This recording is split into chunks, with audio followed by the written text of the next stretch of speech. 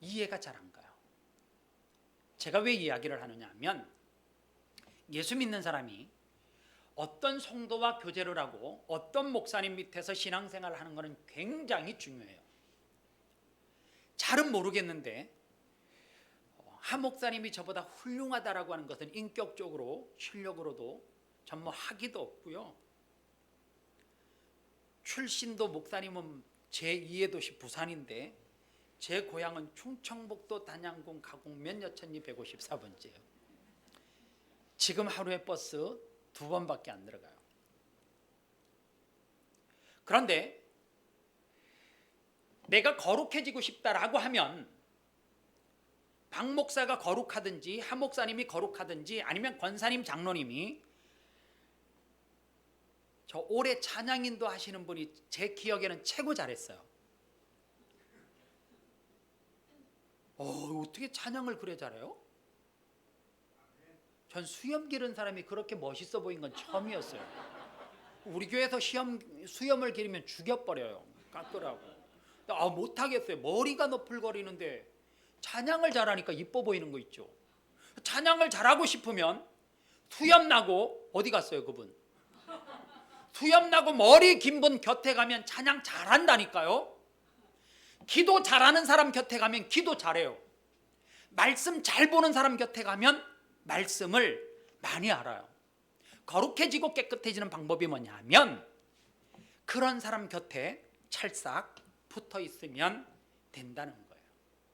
그래서 신앙생활은 어려운 것 같지만 혼자서 무엇을 개척해 가려고 하면 힘이 들어요. 기도도 혼자 하면 힘이 들거든요. 말씀도 혼자 보면 졸립거든요. 여러분들 신앙생활하는 것이 나 혼자라고 생각하면 얼마나 힘들어요. 하나교회 이 공동체가 서로 그리스도 안에서 교제한다라고 생각하면 얼마나 행복하겠습니까? 손봉호 교수님이 쓴 수필 가운데 이런 글이 있습니다. 재앙은 짝을 지어서 달려든다. 홍수가 나면 전염병이 돌고 가뭄이 오면 기근이 있다라고 이야기해요. 정신적인 차원도 마찬가지예요. 여러분들 어떤 사람이 교만한 줄 아세요? 무식한 사람이 교만해요. 어떤 사람이 아는 척하느냐 하면 책을 딱 그 분야에 한 권만 읽은 사람이 아는 척해요. 반대로 겸손한 사람은 지혜로워요. 겸손한 사람이 지혜로우면 반대로 교만한 사람은 무식한 사람이라는 거죠. 저는 신앙생활을 하면서 처음에 열등감이 굉장히 많았어요. 어느 정도로 많았냐면 첫째, 제 외모가 별로 마음에 안 들어요. 저는 눈도 마음에 안 들고 하여간 다 마음에 안 들어요. 성경에서 나와 비슷한 사람이 누굴까 찾아봤어요. 구약과 신약이 한 명씩 있었어요. 구약에서는 오늘 성경에 읽은 한 여인이 있는데 레아라고 하는 여인이 나와 너무 닮았어요. 뭐 남자가 여자를 닮냐 그럴 수 있는데 닮았어요. 그리고 신약에서는 제가 바울을 닮았어요. 속으로 네가 그렇게 거룩해 뭐 이럴 수 있는데 하여간 닮았어요. 뭐가 닮았냐면 눈이 닮았어요. 여러분들 오늘 본문 말씀에 보면 레아라고 하는 여인을 이야기할 때 그의 시력이 흐리다라고 개역 성경에는 쓰여져 있는데 옛 성경에를 보면 레아를 이야기할 때 알력이 부족하고 이렇게 되어져 있어요. 원어 성경으로 보면 알력이 부족하다라고 하는 말은 쉽게 여러분들이 알아들을 수 있는 단어로 표현하면 이런 거예요. 눈이 흐리멍텅하더라. 다르게 표현하면 더 쉽게 말하면 눈이 썩은 동태눈과 같다는 거예요. 남성들은 여인을 볼 때에 어디를 봐요? 남자들 어디 봐요? 그냥 눈 감고 결혼했어요? 저는 눈을 봐요. 눈을 예쁘게 뜨시기 바랍니다. 참고로 저희 와이프는 제가 눈을 보고 아내로 선택을 했어요. 보여주면 좋은데 다음에 꼭 데리고 올게요. 한 번 더 불러주면 아마 여러분들 기절할 거예요. 무슨 의미인지 아세요? 제 와이프처럼 예쁜 사람이 여기에 없다는 의미입니다. 성경에 레아가 눈이 예쁘지 않았어요. 그리고 또 하나 바울도 그의 가시라고 이야기할 때 간질과 안질 두 가지로 해석해요. 눈이 안 좋았대요. 그게 닮은 점이고 또 하나는 외모가 저하고 굉장히 비슷해요. 여러분들 여인을 보고 아름다우면 뭐라고 표현을 해야 되잖아요. 눈이 예쁘다든지 아니면 머릿결이 예쁘다든지 아니면 몸매가 끝내줘요 뭐 그러든지 표현을 하잖아요. 그런데 여인을 보고 침묵을 해요. 아무 말을 안 하면 무슨 의미예요? 못생겼다 그 말이죠. 그런데 성경에 보니까 레아에 대해서는 눈을 이야기하고 그 다음에 라헬에 대해서는 곱고 아름답다 이렇게 이야기했어요. 한마디로 라헬은 모든 남성들이 선호하는 외모고 레아는 모든 남성들이 침묵하는 외모라는 거예요. 바울은 인물학에서 이렇게 이야기해요. 그의 키는 정말 작았대요. 그리고 성질머리가 굉장히 개팍해요. 나하고 너무 닮았어요. 막 은혜를 닮은 건 아니에요. 그냥 외모가 닮았다는 거예요. 이렇게 외모가 딸리는 사람이 선택할 수 있는 것이 두 가지예요. 하나는 포기하고 살면 돼요. 그냥 남이 뭐라 그러든지 그냥 쫙 달라붙어 있는 옷을 입고 거리에 보면 그런 사람 있죠. 저 옷은 아닌데 왜 저렇게 할까? 남에게 혐오감을 줄까? 막 내가 고쳐주고 싶은데. 그런데 그런 사람이 있는가 하면 어떤 사람이 있느냐 하면 내 외모가 부족하니까 하나님의 은혜를 구하는 사람이 있어요. 지금 일부 예배보다 분위기가 안 좋아요. 내가 설교를 못하나? 일부 예배 때는 굉장히 반응이 좋았는데요. 외모 이야기하면 막 자기 쳐다보고 그랬는데. 그런데 오늘 성경의 레아는 막 사는 인생이 아니라 포기하는 인생이 아니라 무엇을 선택했느냐 하면 하나님의 은혜를 구했습니다. 하나님의 은혜를 구하면서 하나님 나는 부족해요. 외모가 동생보다 딸려요. 그리고 나는 사람들이 인정을 안 해줘요. 하나님의 은혜가 아니고는 살아갈 수 없습니다. 그렇게 하나님 앞에 엎드리기 시작했어요. 우리는 이 본문을 볼 때 어디에다 대부분 포커스를 맞추냐면 라헬에게 맞춰요. 그리고 야곱이 집요하게 14년 동안 한 여인을 차지하기 위해서 힘썼다라고 이야기하는데 오늘 성경을 가만히 보면 레아라고 하는 여인은 하나님의 은혜를 구했고 라헬이라고 하는 여인은 하나님의 은혜를 구하지 않고 살아갔습니다. 어느 날 그 집에 문제가 있어서 야밤 도주를 했던 야곱이라고 하는 한 남자가 외삼촌 집에 도망을 왔어요. 그리고 도망을 와서 두 여인을 딱 보는 순간 모든 남자들 누구에게 시선이 가요? 솔직해집시다. 여기에서 레아 그러면 우리 교회 자매 갖다 붙여줘요. 누구예요? 라헬에게 시선이 갔어요. 그래서 그를 위해서 7년을 어떻게 했다고요? 수일처럼 여기면서 그 여인을 차지게 하기 위해서 힘써요. 저도 참고로 아내를 얻기 위해서 7년 연애를 했어요. 그때는 그게 뭔 줄 몰랐는데 수일처럼 저도 여겼어요. 그런데 7년이 꽉 차서 결혼식이 되어졌습니다. 그날 포도주를 꺼내내고 풍성한 잔치가 벌어졌습니다. 고대근동 지역의 결혼의 풍습이 그래요. 밤이 되면 신부가 이불 속에 침대에 먼저 들어가 있어요. 그리고 남성이 이불 끝자락을 살랑살랑 흔들면 부인이 들어오라고 사인하면 들어와요. 첫날 밤은 누가 들어가야 돼요? 성경에 보면 라헬이 들어가야 되는데 뭔지 모르지만 제가 성경을 좀 더 붙여서 쓰면 이 사건이 있었던 것 같아요. 잔치를 다 버리고 하객들은 한 사람씩 빠져나가고 아버지 라반은 굉장히 고심을 했던 것 같아요. 그리고 고심 끝에 누구를 불러요? 레아를 불러요. 그리고 이렇게 말하는 거야. 앉아라. 너는 스스로 네 외모를 알 것이다. 너는 정상적인 방법으로는 시집을 가는 것이 불가능하다. 그러니까 오늘 저녁 야곱의 침실로 네가 들어가라. 그런데 아침이 될 때까지 말하지 말라. 그리고 먼저 깨지도 말라. 그랬을 것 같아요. 성경에 진짜 레아가 그 침실에 들어갔어요. 야곱은 그날 결혼식에 손님들이 주는 포도주를 마셨겠죠. 취했다라고 하는 말은 없지만 취했을 것이 분명하고요.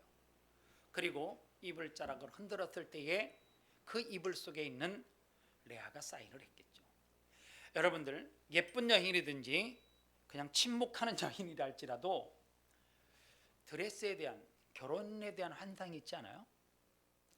저희 집사람이 호주에서 플로리스트예요. 그리고 꽤 유명한 웨딩을 많이 하는 유명한 플로리스트예요. 호주의 신부들은 웨딩을 어느 정도 준비하냐면 약 1년, 짧으면 6개월을 신부가 준비해요. 한국에는 보니까 외식장이 다 꾸며져 있잖아요. 호주는 야외에서 웨딩을 많이 하는데 플로리스트하고 그 야외 웨딩을 꾸밀 수 있는 모든 장식들을 신부하고 상의를 해서요. 그런데 어떤 장소냐? 여러분들 영화에 보면 뭐 나오는 거 있잖아요. 그런 장소예요. 그냥 바다가 있고 잔디가 있고 나무가 예쁜데 거기에다 아치 만들고 의자는 하얀 거에다 먼볼을 씌우고 거기에다가 뭐를 꽃가루는 뭐를 뿌리고 뭐 이런 거 있지 아시죠? 근데 전부 다 조화가 아니라 생활화거든요. 그러니 시간이 얼마나 많이 걸려요. 모든 신부들은 그런 환상이 있잖아요. 드레스를 고를 때도 신중하게 고르고. 그런데 레아 입장에서는 굉장히 불행하잖아요. 들어가고 싶었어요? 아닐 거예요. 레아도 결혼에 대한 환상이 있을 거예요. 첫날 밤을 그렇게 지내고 아버지가 그랬잖아요. 너 절대 눈을 먼저 뜨지 마라. 말하지 말라. 첫날 밤에 뭔 일이 일어났겠죠. 그리고 누가 먼저 눈을 떴겠어요? 목의 갈증을 느꼈던 야곱이 눈을 떴겠죠. 그리고 옆에 있는 아름다운 신부를 보는 순간 레아, 네가 왜 거기서 나와? 네가 왜 거기서 나와? 너는 레아. 눈을 뜨고 떠보고 또 봐도 누구예요? 라헬이 아니라 레아예요. 영탁이가 그때 그 사실을 알고 지금 노래를 만들어서 유행을 하는지 모르겠는데 그 이불 속에서는 라헬이 아니라 레아가 나왔어. 야곱 입장에서도 굉장히 충격이죠. 그래서 성경에는 7년 동안 더 노동을 하고 라헬을 차지해요. 아내가 둘이 됐어요. 레아 입장에서는 남편이 누구를 사랑하는 걸 알아요? 결혼을 했지만 라헬을 사랑하는 것을 알아요. 그런데 여기에서 레아가 하나님의 은혜를 얼마나 구하고 살았는지를 그가 낳은 아들을 보면 알 수가 있어요. 첫 번째 아들이 누구예요? 르후벤. 보라, 아들이다. 여러분들 이 말 속에는 굉장한 뜻이 있어요. 어떤 의미가 있냐면 하나님, 이 아들이 이 가문의 장자요 대를 이어나갈 사람입니다. 딸이었으면 불행했을 건데 아들을 하나님께서 주셔서 이 가문의 대를 이어갈 수 있는 장손을 허락해 주시니 너무 감사합니다. 그렇게 이름을 지었어요. 둘째를 낳았는데 시므온이라고 이름을 지었어요. 시므온의 이름은 뜻은 사무엘과 같은 뜻인데 들으심이에요. 하나님께서 내 속의 억울함을 들으셨다는 거죠. 내 속에 있는 소원을 하나님께서 들어주셨다는 거죠. 그리고 세 번째 아들이 레위예요. 레위의 이름이 뭐냐면 연합하다예요. 하나님, 저는 이제 세상 보지 아니하고 사랑하는 자녀들과 함께 하나님과 연합해서 살겠습니다. 그리고 넷째 아들이 뭐냐면 유다예요. 여러분들 다 아시지만 찬양하라. 유다로 통해서 누구의 혈통의 유다가? 예수 그리스도가 나온 혈통 아닙니까? 나는 평생토록 하나님을 찬양하면서 살겠습니다. 그런데 이 네 명의 아들을 낳을 때에 성경은 시간이 흘러서 라헬도 야곱의 부인이 됐죠. 그런데 얼굴 예쁜 여인의 특징이 뭔 줄 아십니까? 첫째, 교회에 없어요. 지금 여기도 없어요. 사실 제가 뭐 마스크를 쓰고 여러분들이 가렸지만 제 눈에는 안 보여요. 걔네들은 다 지금 어디가 있냐면 부산 해운대가 있어. 멀리서 봐도 걔네들은 예뻐. 근데 걔네들 특징이 뭐냐면 교회 안 오고 가끔 이상한 그런 여인이 교회 오는데 걔네들 기도 안 해. 이쁜 애들은 기도를 잘 안 해요. 라헬도 기도를 아예 안 해. 성경에 보니까 라헬이 기도를 안 하고 하나님 앞에 일단은 원망과 불평을 해요.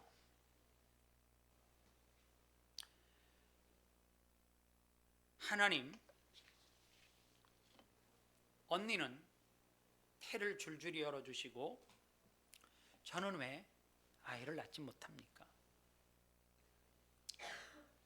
이거 제가 지은 거기 때문에 성경에 지금 보면 없어요. 그리고 뭐라 그러냐면 예쁜 게 죄예요? 하나님, 내 예쁜 게 죄예요? 이래 말했을 것 같아. 그리고 지 남편에게 뭐라고 이야기해요? 30장 1절에 성경에 있어요. 라헬이 자기가 야곱에게 아들을 낳지 못함을 보고 그 형을 투기하여 야곱에게 이르되 나로 자식을 낳게 하라. 그렇지 아니하면 내가 죽겠노라. 봐요, 예쁜 여자들은 그때나 지금이나 똑같이 하게 확 죽는다. 나 확 죽어버릴. 못생긴 사람은 절대 죽는다는 소리 안 해요. 자비를 구하지. 그런데 야곱의 입장에서 보면 얼마나 황당한 이야기예요. 왜냐하면 야곱은 지금 문제가 없어요. 그 전에 애를 레아랑 몇 명 낳았어요? 4명 낳았잖아요. 근데 문제가 없는데 지가 문제 같은데 지가 나한테 아이 낳게 하라 그래서 못 나니까 죽는다 그러니까 야곱 입장에서는 얼마나 억울해요. 그런데 라헬이 무슨 꾀를 쓰느냐 하면 그의 여종이 있는데 빌하를 야곱의 침실에 놓고 아이를 낳아요. 그리고 그 낳은 아들이 단이라고 하는 아들이. 이름이 뭔 줄 아십니까? 뜻이 억울함을 푸심. 어떻게 사람을 낳고 이름을 지을 때 네 이름은 내 억울함을 풀었다라고 하는 이름의 뜻으로 지을 수 있어요. 아까 집사님 기도하셨잖아요. 원래 제 이름은 박병복이 아니고요, 방병복이에요. 그게 정상이에요. 이름이 더러워서. 이 이름 제가 지은 거 아닙니다. 물어보니까 아버지가 지었대요. 술 먹고 대충 부른 거지. 어떻게 누구도 발음이 안 되는. 그래서 제가요, 집회를 1년에 2번 정도 대한민국의 대표적인 캠프인 주바라기 캠프 강사로 항상 오거든요. 누가 저를 소개해도 바쁜 목사님 나오셔서 말씀 전하시겠습니다. 또 자기 딴에는 잘해보려고 박, 병, 복, 목사님 나오셔서 말씀해. 다 틀리잖아요. 그래서 고민이 되더라고. 도대체 이 이름을 얼마나 안 좋게 지었으면 다른 사람이 내 이름을 부르지도 못해. 그래서 내가 고민 끝에 밑에 있는 받침을 닦다니까 이게 되게 거룩한 이름이 돼요. 007이 돼요. 그래서 내가 스스로 내 이름을 지었어. 007 목사. 그래서 청소년 세계에서는 007 목사예요. 호주에 갔어요. 지금으로부터 17년 전에 호주를 갔는데, 호주에 가서 제 이름을 어떻게 부르겠어요? 네 이름이 뭐냐 그러니까 내 딴하는 영어 공부한 사람처럼 병, 복, 뱅 이랬어요. 그랬더니 뺑 이러는 거예요. 그래서 얘가 나를 놀려요. 호주애가. 그래서 그 다음에 물으면 제가 그래서 내 이름은 007이라고 007이니까 What? 그러더니 뭐라냐면 네가 제임스 본드네요. 그러니 내게 제임스 어때? 그래서 그놈이 내 이름 지어줬어요. 지금까지 17년 동안 제임스로 불려줘요. 여러분들 이 땅에 태어나서 외모든지 어떤 아픔을 가지고 태어난다라고 하는 것은 굉장한 상처예요. 저도요 상처가 많은 집에서 태어났어요. 저희 집은 10남매예요. 좀 놀래봐요. 안 날 거잖아 그렇게. 그런데 우리 어머니와 아버지는 실력도 있었어요. 5대5. 이게 보통 10명이다 그러면 딸 9에 마지막 아들이어야 되거든요. 그런데 제가 7번째예요. 저를 갖고 저희 가정은 아버지와 어머니가 회의 끝에 저를 없애자라고 결정을 했어요. 왜냐하면 그때 당시에는 산하 제한 뭐 그런 게 있었어요. 여러분들 제가 굉장히 어려 보이죠? 그렇다 해주세요. 저 굉장히 나이 많아요. 65년생이야. 지금서부터 내 밑으로 되는 사람이 반응 크게 안 하면 죽었어. 몇 명 없죠 제 위에. 웃어주세요. 그런데 저를 갖고 가정이 어려우니까 산하 제한을 하기 위해서 죽이려고 간단하게 회의를 하고 그 다음날 우리 어머니가 병원을 찾아갔어요. 그런데 그 의사가 아이를 지우는 약을 지어달라고 했더니 300알을 지어주고 밥 먹고 5알씩 먹으면 요 약이 떨어지면 아이도 자연스럽게 떨어진대요. 우리 어머니 입장에서는 돌팔이고 제 입장에서는 세계의 명의 중에 명이에요. 나중에 제가 그 약을 다 먹었는데도 죽지 않고 태어난 것으로 보면 그 약은 밥을 먹고 5알은 그 당시에 원기소밖에 없었어요. 원기소는 지금의 소화제야. 밥을 먹고 소화 다 됐어요. 또 먹고.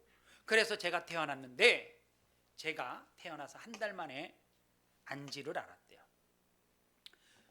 죽어야 되는데 태어났고 또다시 죽을 기회가 오니까 우리 동네에서는 시골에 나무를 떼는 아궁이가 있는데 방 위쪽을 윗목이라 그래. 뭐 젊은 사람들은 몰라도 돼요. 하여간 그렇게 불렀어요.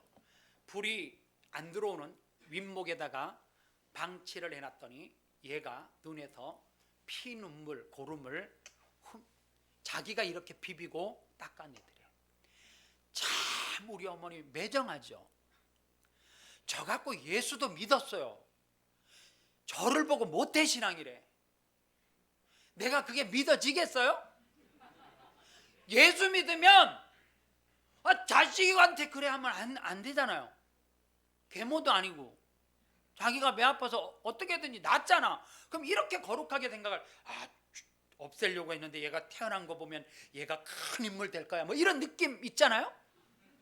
여러분들 제가 얼마나 큰 인물인 줄 아세요? 제가요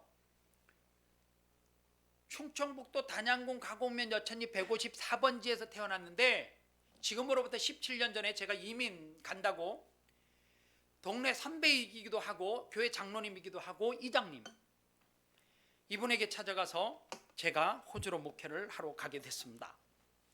기도를 해 주십시오. 그랬더니 이장님이 제 연락을 받고 제가 우리 동네에 들어가는 입구에다가 프랜카드를 걸었어요. 여러분들 프랜카드는 앞과 끝에 뭔가 크게 빨간 걸로 쓰잖아요, 그죠? 그 두 자가 경자와 축자였대요. 그 중간의 내용이 상상 초월이야. 시드니 이민 1호 탄생하시다 이랬었어요. 나는 그분처럼 문구를 잘 만드는 사람을 본 적이 없어요. 그래서 순간 제가 석가모니하고 거의 같은 레벨이라고 생각해요. 걔도 탄생했다고, 나 탄생한 사람이에요. 그런데 안타까운 것은 지금까지 2호가 안 나왔어요. 이민. 그리고 여러분, 제가요, 목사님은 고신, 저는 총신이에요. 총신의 신대원들이 고신척보다 그냥 총신은 의쟁이 뜨쟁이 그냥 다 갖다 받아줘가지고 많아. 한 2,500명 가까이 되는 것 같아요. 이 3학년까지. 근데 뭐 그 학교에 입학한 게 뭐 대단하다 그러면은 2,500명인데, 그죠? 제가 이래봬도 총신대학교 신학대학원에 원후회 회장했어요. 총학생 회장했다니까요. 시골에서. 여러분들은 그게 뭐 안 대단한 것처럼 여기지만 우리 동네에서 난리도 아니에요. 우리 동네 가면 주바라기 막 난리가 나요. 막 제천까지만 가도 있잖아요. 저를 그냥 막 스타 대접한다니까요. 진짜 그래요. 근데 이제 부천 다시도 안 올 거예요. 이참에 목사님 영 끊읍시다 우리. 찬양할 때는 순복음 같아서 정말 좋았는데 설교를 딱 시작하니까 이게 고신이네요. 아멘도 안 하고 웃지도 않고. 여러분들, 상처가 많다라고 하는 것은 아픔이에요. 우리 어머니가 원교서를 먹고 나를 지우지는 못했지만 제게 정신적으로는 끊임없이 데미지를 줬어요. 넌 죽어야 돼. 넌 태어나면 안 돼. 그걸 가지고 있거든요. 그런데 그런 사람이 이 땅에 태어나니까 살아가면서 뭐 아니면 못 살아요? 은혜 아니면 죽어도 못 사는 거예요. 그래서 저는 매일매일 은혜를 구해요. 하나님의 은혜가 아니고는 저는 살아갈 수 없습니다. 하나님 저를 도와주십시오. 하나님, 저는 여러분들 모르겠어요. 저는 우리 교회에서 성도들이 그래도 제법 돼요. 이민교회인데 학벌이 최고 나죠. 제가요. 우리 교회 최고 나이 많은 권사님이 제가 딱 시드니를 갔더니 이렇게 말했어요. 저 이대 나온 여자예요. 그랬어요. 저게 왜 나한테 저런 이야기를 하나. 그 남편이 장로인데 저 성대 나왔어요. 그러더라고. 왜 저런 이야기를 나한테 하나. 그런 생각을 했어요. 안수 집사님이 찾아오니 저는 학교는 좀 부끄러워. 어느 학교 나왔으니까 경북대학교 나왔대. 그래서 나 그 학교가 정말 나보다 안 좋은 학교인 줄 알고 찾아봤더니 그쪽에서 최고 좋은 학교예요. 근데 놀라운 사실이 있어요. 이대 나오고 서울대 나오고 연대 고대 나오고 지들 그룹이 있어요. 구역도 지들끼리 이렇게 해요. 이상한 교회죠. 옛날에 그랬어요. 그런데요, 나보다 행복한 사람이 한 명도 없어. 문제는 제가 최고 가난해요. 또 사람들이 보면 그래요. 목사님 참 돈 많게 생겼대. 돈을 잘 쓰게 생겼대. 돈이 없는데 잘 써요. 저는. 그런데 그 사람들은 집이 두 채 세 채 되는데 안 행복한데 난 행복해요. 그래서 저는 내가 만약에 찬송가 분과위원으로 들어간다면 이 곡을 꼭 찬송가에다 넣고 싶어요. 난 참 행복합니다. 난 참 행복합니다. 정말 정말 행복합니다. 얼마나 찬양이 좋아요. 나는 매일 그 찬양을 해요. 자리에서 다 일어나세요. 설교 이제 마치려고 그래요. 빨리 일어나세요. 앉으세요. 나만 할 수 있는 거 아니에요? 여기 혹시 서울대학교 있어요? 너무 뭐예요? 내가 일어서라면 일어서고 앉으라면 앉아야 돼요. 연세가 많으면 뭐 일어서라면 일어서고 앉으라면 앉아야 되는데 굉장히 저는 행복해요. 이거에서 행복한 게 아니라 나는 삶이 은혜를 구하면서 하나님이 주시는 기쁨이 있어요. 너무너무 행복한데 제가 일전에는 목사가 너무 힘든 거다 그랬어요. 나만 해먹으려고. 너무 좋은 거니까. 후배가 저 목사를 야, 너 그 길 가려면 너 첫째 새벽 4시에 일어나야 되고 할 게 못 된다. 근데 난 너무 좋아서 나만 해먹으려고 그랬는데 지금은 하면 할수록 목사가 너무 힘들어요. 왜 힘든 걸 알았냐면 한국에서 제가 목회를 아예 안 한 것이 아니에요. 큰 교회에서 교육 목사도 했는데 제가 청소년을 전문 파트를 사역하다 보니까 가는 교회마다 엄청나게 부흥이 된 거예요. 주일 예배를 마치면 용서하십시오. 저의 팬들이 그 사람은 예수 안 믿었어. 나를 믿은 것 같아. 저의 팬들이. 그래서 지금으로부터 17년 전에 교회에서 무슨 소문이 돌았냐면 닥스 넥타이만 맨다 그래서 닥스 목사로 소문이 났어요. 그 당시 닥스 넥타이가 지금 모르겠어요. 15만 원 정도 갔어요. 12만 원, 15만 원 갔어요. 양복은 16년 전에, 17년 전에 백화점에 지방 사람들이 많이 있는 지방시라고 알아요? 서울 사람 못 입는 거 비싸서 땅 부자들만 있는 지방시를 입고. 난 금강 안 가봤는데 항상 구두는 금강. 근데 한 개씩만 들어온 게 아니라서 주일날 교회를 갈 때 넥타이를 3개 정도 가져갔어요. 예배 시간마다 매줘야 돼. 선물한 사람이 안 매주면 시험 든다 그래서 구두 차에 3컬레, 양복 2복, 와이셔츠 여러 개. 나는 한국에서 연예인인 줄 알았어요. 연예인 맞잖아요. 목사가 주일날 교회 갈 때 닥스 넥타이 2-3개, 양복 2벌, 구두 몇 켤레, 연예인이잖아요. 한국에서 목회를 하면서 제가 경험했던 것은 성도들이 저를 사랑했는지 뭐 했는지는 모르지만 끊임없이 목사에게 뭔가를 줬어요. 시드니를 목회를 하러 갔는데 한 장로님이, 그때 장로님 한 분 계셨는데 이분이 성대 출신이에요. 여러분들 목사님이 신방 갈 때 뭐 사들고 가요? 여기엔 사가요? 사가시고 저는 죽어도 안 받았다 하고 뭐 좋아하는 놈한테는 사가고 안 좋아하는 사람한테는 안 사. 저는 한국에서 받는 게 익숙하니까 주의 종은 말씀을 가지고 기도로 축복한다라고만 생각을 하고 이렇게 성경을 들어본 적이 없어요. 내 자체가 거룩하지 않으니까. 이러고 딱 들어갔는데 장로님이 저에게 무슨 얘기를 했냐면 목사님 빈손으로 오셨습니까?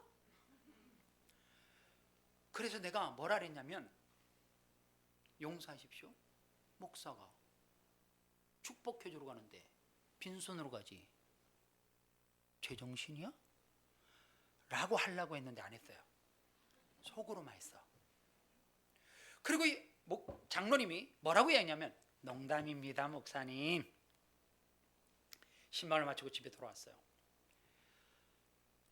다른 거 다 기억이 안 나는데 그 농담으로 한 그 말이 계속해서 맴도는 거예요. 빈손으로 왔습니까? 농담인데 한 달이 지나도 계속해서 그 말이 머릿속에서 떠나지 않는 거예요. 한국에서 내가 그렇게 받았던 것들이 옷장에 가득 걸려 있고 그런데 제가 부임을 하고 한 2달 지나서 대신방을 했어요. 농담이라도 내가 부담이 되니까 사가지고 가자 그래서 대신방을 할 때 가정마다 과일 한 상각씩을 다 사다 앵겼어요. 그런데 안 받는 사람이 없어. 그래서 이게 사실이었구나 느꼈거든요. 아, 이게 진심이구나. 그런데 놀라운 것은 내가 사다가 드렸는데 돌아오면서 기쁘더라고. 내가 처음 경험을 해본 거예요. 아, 내가 성도들에게 과일을 사다 줬는데 내가 기뻐. 그때 교회가 어려워서 사례비를 못 받았을 때요. 교인들이 아이들까지 40명도 안 됐어요. 그런데 사례비를 못 받으니까 사가지고 가는 거는 누구 돈으로 사가는 거예요? 내 사비로.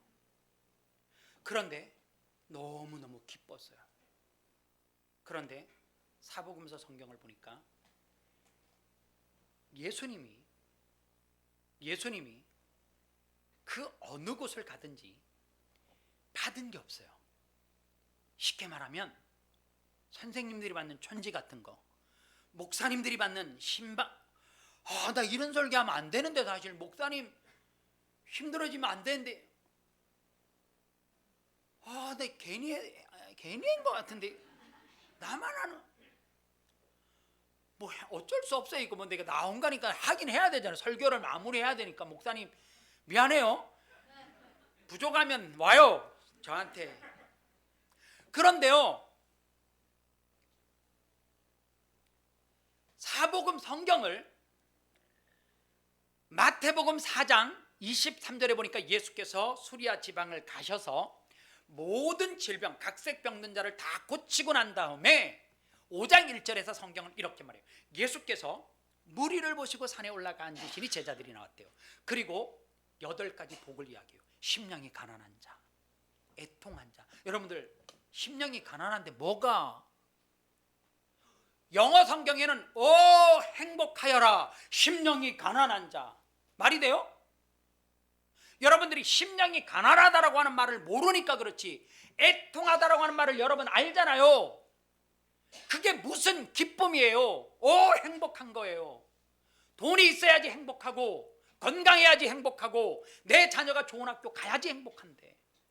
그런데 왜 예수님께서 무리를 멀리 하시고 제자들에게 그 얘기를 하셨을까라고 하는 거예요.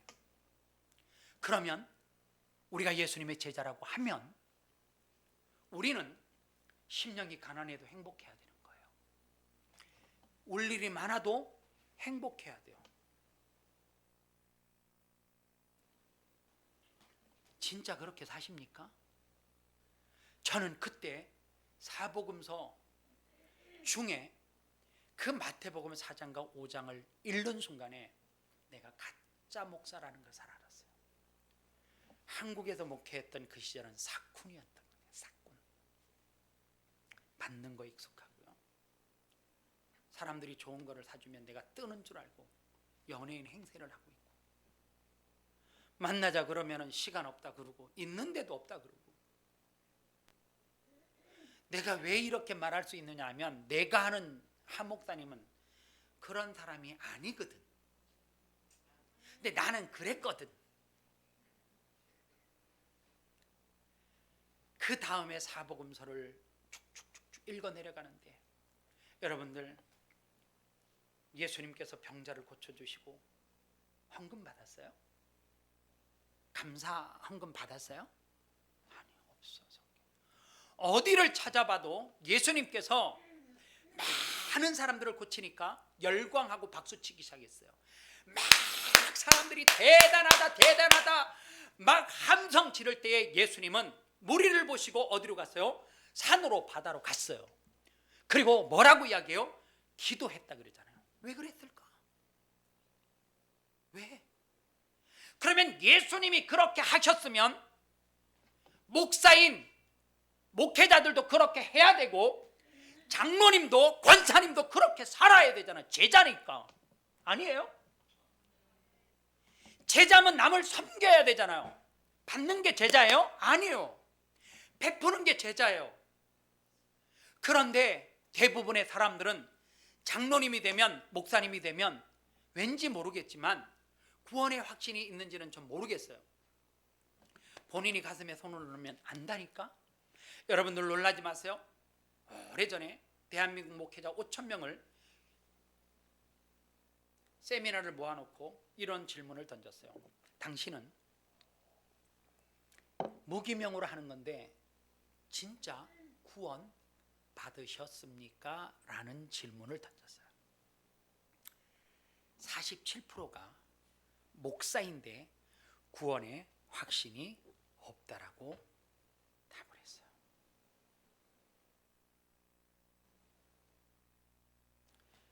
과연 목사는 다 구원받고 목사의 사역을 하는가? 아닐 수 있어요.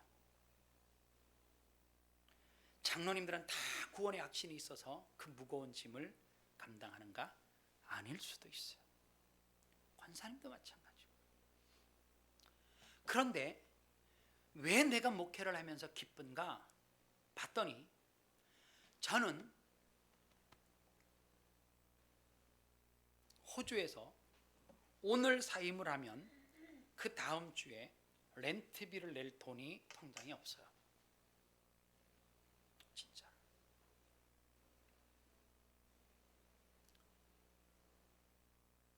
그런데도 아름다운 교회에서 저만큼 행복한 성도가 없어요.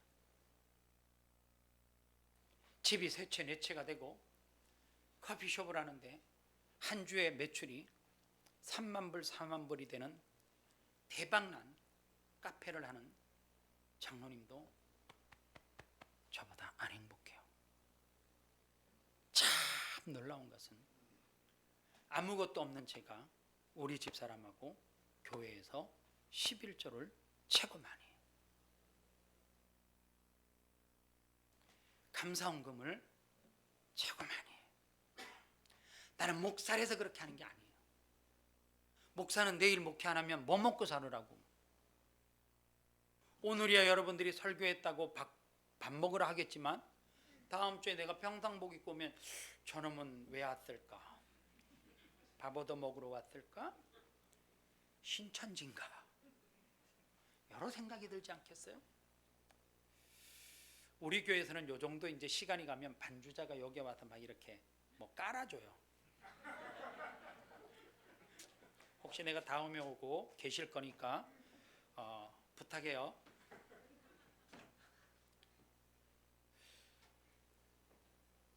왜 안 행복할까? 예수를 믿는 목적이 달라요. 저는 오늘 삶을 마감을 해도 아무런 미련이 없어요. 왠 줄 아십니까? 전 진짜 천국 가고 싶어요. 집이 세 채, 네 채 되는 사람은 천국 가는 게 불안해. 왜냐? 그거 어떻게 할 거예요? 나는 하나님 앞에 호주에서 목회를 하면서 무슨 기도를 하기 시작했냐면 이제 제가 그거를 실행을 할 단계가 와 있어요. 제가 아름다운 교회 목회를 사임을 하려고 사임서를 했어요. 왜냐하면 내 자녀가 어려요. 그런데 지금까지 하나님으로부터 받은 게 너무 많아서 저는 호주에서 아름다운 교회에서 사례비를 뭐까지 다 합치면 여러분들 10만 불이 좀 넘더라고요. 집을 사는 렌트비까지 포함하면 굉장히 풍요로운 목회를 했어요. 그리고 교회 체질이 바뀌고 정말 교회 안에서 이렇게 살겠다라고 하는 사람이 목회를 하는 가운데 많이 세워졌어요. 왜 제가 기존 교회 목회를 이제 그만하고 섬기는 목회를 하려고 하는데 그 사역은 사례비를 1푼도 받지 않는 사역이에요. 그리고 주중에 제가 일을 할 거예요. 집사람이 하는 일을 한국에서 하려고 해요. 그리고 제가 가지고 있는 재능이 뭐 다른 사람은 인정 안 하지만 제가 잘할 수 있는 게 설교거든요. 이거밖에 한 게 없어요. 그래서 저는 설교를 도네이션 할 거예요. 그리고 제가 양육하고 훈련시키고 키웠던 시드니에서 한국으로 나왔던 제자들도 해마다 제가 한국에 나와서 수많은 청소년들에게 말씀을 전했던 제자들에게 너희들이 가지고 있는 재능을 도네이션 해달라고 할 거예요. 그리고 그 예배는 등록교인이 없어요. 주일날 저녁에 제가 이제 마련을 해야 되는데 하나님이 저에게 얼마나 큰 축복을 주셨냐면 우리 집사람이 얼굴도 여객교회는 없는 얼굴인데 그 정도로 탁월한데 그 여인 가문에 하나님께서 물질의 복을 주셔서 여러분들 어떤 사람이 물질이 있으면 자식들이 나눠 갖지 않아요.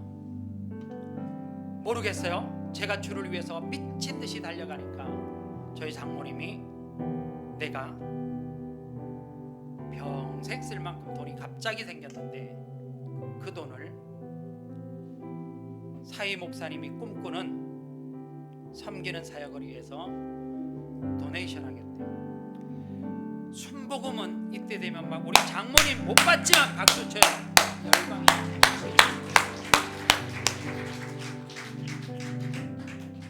그래서 제가 꿈꾸는 사역이 뭐냐면 주일날 저녁에 그 예배를 사모하고 도네이션 하고 싶은 사람들이 모여서 도네이션 하는 예배를 하고 거기는 등록교인이 없어요. 뭐 세워진 것도 아니에요. 제가 이제 아름다운 교회에서 목회를 잘 마무리하고 그리고 이곳에 나와서 그러한 공간을 만들고 정말로 기존 교회에서 하지 못했던 남을 섬긴 일을 인색하고 교회가 비대해지는 것에 욕심을 부렸던 그런 것들을 깨버리고 이 땅에 예수님의 사랑이 필요한 사람에게 물질을 15초에 한 명씩 굶어 죽어가고 있는데 그 사람들에게 식량을 누구도 하지 못하지만 교회는 주일날 저녁에만 예배하고 주중에는 그곳에서 저와 아내가 열심히 플라워 카페를 해서 돈을 벌고 그리고 하나님이 주시는 축복의 물질을 가난한 이웃을 위해서 다 쓰자라고. 사실 두려워요. 왜 두려운 줄 아십니까? 저 아직 한참 목회해도 되거든요. 문제 없거든요. 제가 문제 있을 것 같지만 전화해보면 시드니 아름다운 교회 딱 이렇게 치면 나와요. 전혀 문제 없어요. 건강한 교회예요. 그런데 제가 하나님으로부터 받은 축복이 너무 많아서 내려놓고 이제 섬기는 목회를 시작해보려고요. 저는 이 교회도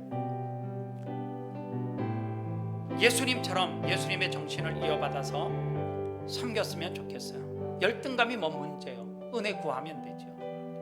부족함이 뭐 문제예요? 하나님 앞에 목적을 가지고 살아가면 하나님이 주시는데요. 저는 여러분들이 그냥 적당히 예수 믿다가 적당한 구원받는 사람 아니라 하나님이 여러분들이 주님 앞에 섰을 때 이렇게 말했으면 좋겠어요. 너 대단하다가 아니라 착하고 충성된 종아, 내가 작은 일에 충성하였기에. 작은 일, 그 말은 뭐예요? 내가 할 수 있는 일,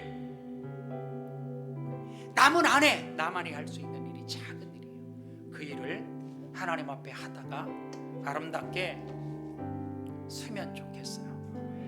예수는 죽어서 천국 가는 것, 예수 믿는 것은 죽어서 천국 가는 것이 아니라 이 땅에서 저처럼 행복해야 돼요. 매일 찬송가 아니지만 난 행복합니다. 그냥 부르시고 저를 기억하세요. 아, 목사님도 부르는데 뭐 나라 내가 부르다고 이해해요. 행복